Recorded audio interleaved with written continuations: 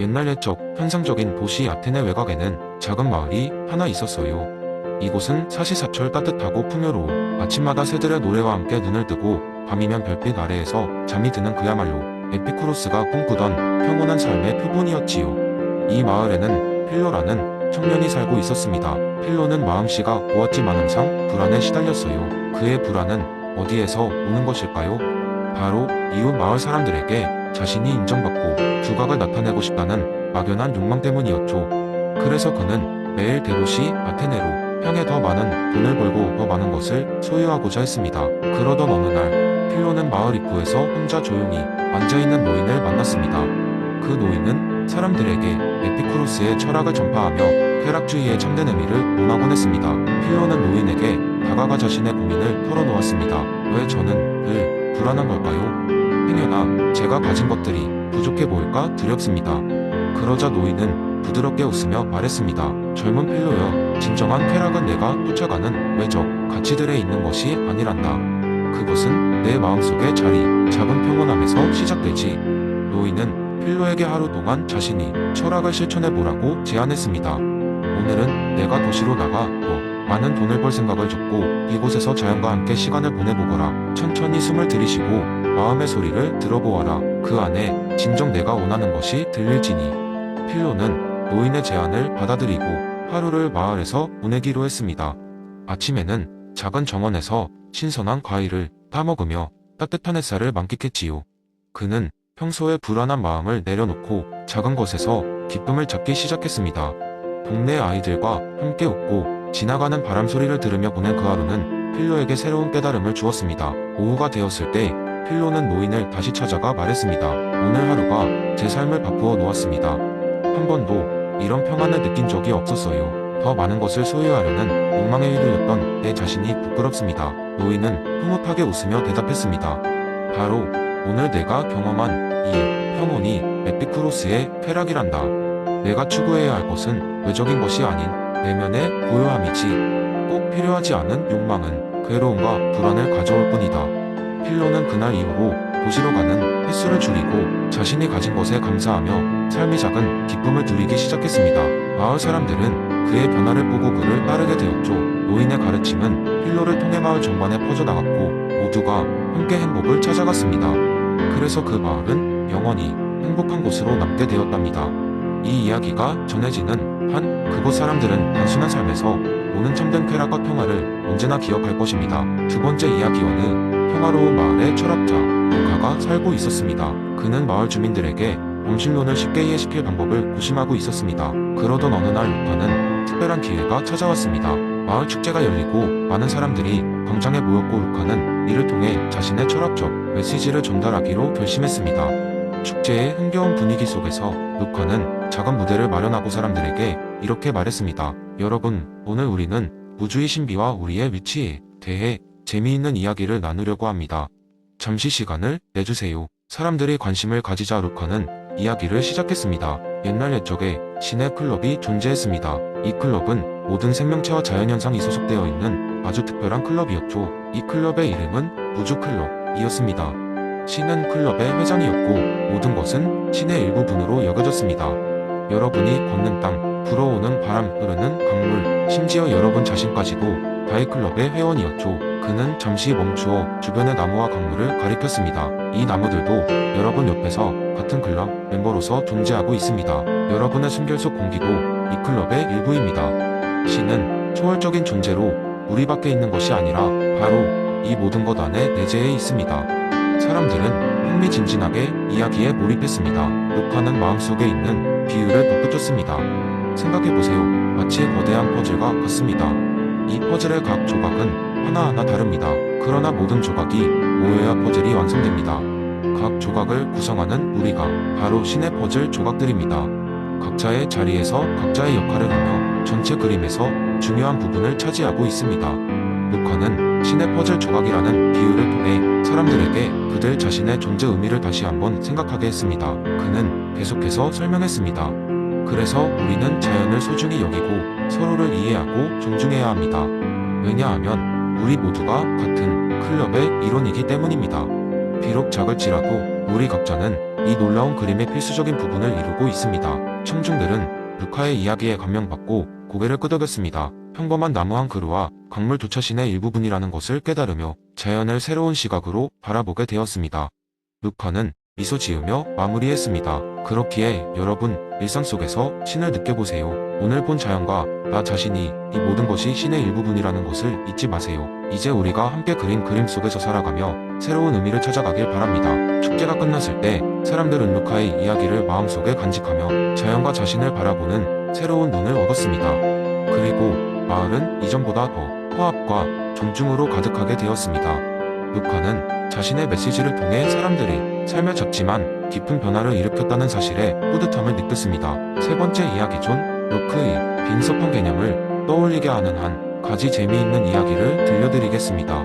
이 이야기는 한 작은 마을에서 시작됩니다. 이 마을은 이전에는 지식을 전수하는 특별한 방식으로 유명했는데 마을 사람들은 아이들이 태어날 때 그들의 마음이 빈섭함과 같다고 믿었습니다. 그래서 이들은 모든 아이들이 삶을 시작할 때 다양한 경험을 통해 배움을 최대한 다양하게 누릴 수 있도록 독특한 전통을 가지고 있었습니다. 마을 중앙에는 경험의 숲이라는 특별한 장소가 존재했는데 이 숲은 단순한 녹지 공간이 아니었습니다. 숲에는 마을의 어른들이 세심하게 준비한 다양한 체험 활동이 곳곳에 설치되어 있었습니다. 체험 활동은 주로 예술, 과학, 음악, 건축 등 다양한 분야를 바탕으로 구성되어 있었고 아이들은 그 안에서 자유로이 돌아다니며 스스로 경험하고 배울 수 있었습니다. 숲의 입구에는 항상 한 노인이 자리 잡고 있었는데 그는 마을의 제작자이자 지혜의 상징으로 여겨졌습니다. 매일 아침 아이들은 이 노인을 찾아가 그날 어떤 체험을 할지 결정했습니다. 노인은 아이들의 눈을 보고 그들의 호기심과 열망을 파악한 뒤 각자에게 맞는 색다른 경험을 추천하곤 했습니다. 이는 바로 로크의 이론과 일치하는 순간이었습니다. 모든 아이들은 각자 다르게 숲의 경험을 해석하고 배우며 그들의 빈 서판을 자신만의 방식으로 채워나갔습니다.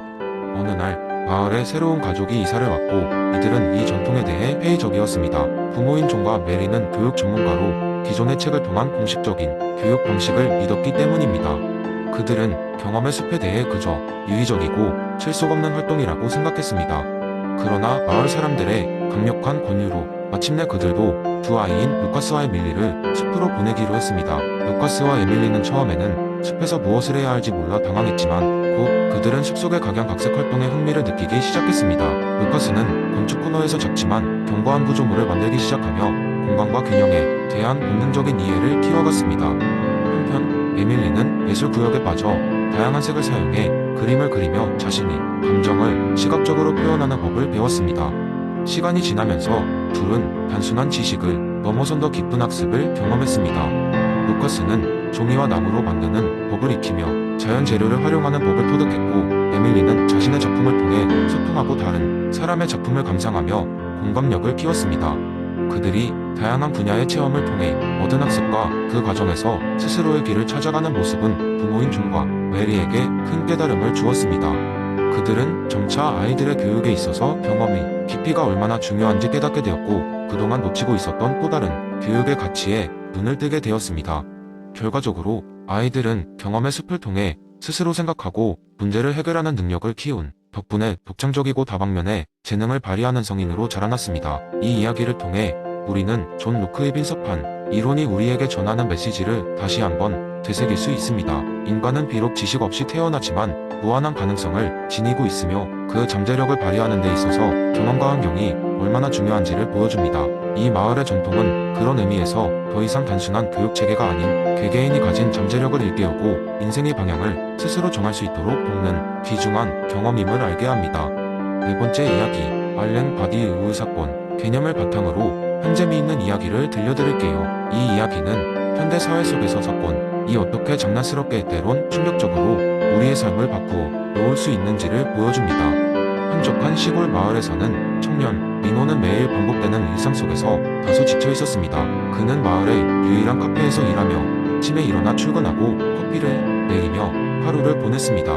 그의 삶은 늘 같은 사람들, 같은 대화, 같은 풍경으로 이루어져 있었습니다. 민호는 마음속 깊이 이런 평범한 일상이 언제까지 계속될까? 라는 회의적인 생각을 품고 있었습니다. 그러던 어느 날 그 마을에 전설처럼 내려오는 오래된 민속 축제가 열리는 날이었습니다. 민호는 카페에서 벗어나 지루한 일상을 한 번 벗어나보자는 마음으로 축제에 참여했습니다. 축제는 화려한 불꽃놀이와 함께 시작되었고 민호는 처음엔 그저 많은 사람들이 모여드는 것에 두려움을 느꼈지만 곧 축제의 즐거움에 빠져들게 되었습니다. 그날 밤 축제에 하이라이트로 유명한 미래의 연인 찾기라는 행사가 이어졌습니다. 모두가 알듯이 이 행사는 특정한 시간을 맞춰 적정한 위치에서 미래에 만날 연인을 암시하는 신비로운 인물을 본다는 것이었습니다. 많은 사람들이 과거엔 이 행사를 통해 실제로 연인을 만났다는 소문도 있었기에 모두가 궁금증을 가졌습니다. 민호는 반신반의하는 마음으로 이 행사에 참여하게 되었습니다. 행사 중간에 문득 강가 근처에서 하얀 드레스를 입은 신비스러운 여인을 보게 되었습니다. 그녀는 숲속에서 나타나 그저 그를 바라보더니 사라졌습니다. 그 모습은 눈을 통해 확실히 보았지만 너무나도 비현실적이어서 도저히 믿을 수가 없었습니다. 그 사건 이후 민호는 그 여인을 찾아 마을의 다양한 장소를 헤매고 다녔습니다. 그는 그 사건을 통해 뭔가 특별한 것이 깨달은 듯했고 그의 마음은 이전의 일상과는 다른 파동을 느끼고 있었습니다. 그는 이 사건을 자기만의 새로운 가능성으로 보기 시작했습니다. 그의 내면에 변화가 일어나고 있었던 것입니다. 마침내 민호는 카페에서의 일상을 벗어나기로 결심했습니다. 그가 그 신비로운 여인을 다시 찾거나 찾지 않는 것은 이제 중요하지 않았습니다. 그 사건은 그의 삶 속에 새로운 활력을 불어넣었고 그는 새로운 가능성을 찾아 나아가기로 했습니다. 그의 삶은 더 이상 한정된 마을의 평범한 청년이 아닌 이 사건을 통해 새로운 진리와 변혁을 찾는 다채로운 경험을 향해 나아가는 청년이 되었습니다. 민호의 이야기는 결국 바디웨의 사건 개념처럼 예상치 못한 변화가 삶의 질서를 깨뜨리고 새로운 가능성을 열어주는 지점이 될 수 있음을 보여줍니다. 아마도 우리 모두는 삶의 어느 날 이런 사건을 통해 새로운 길을 발견하게 될지도 모릅니다. 그리고 그때 우리는 그 길을 따라 나아갈 용기가 필요할 것입니다.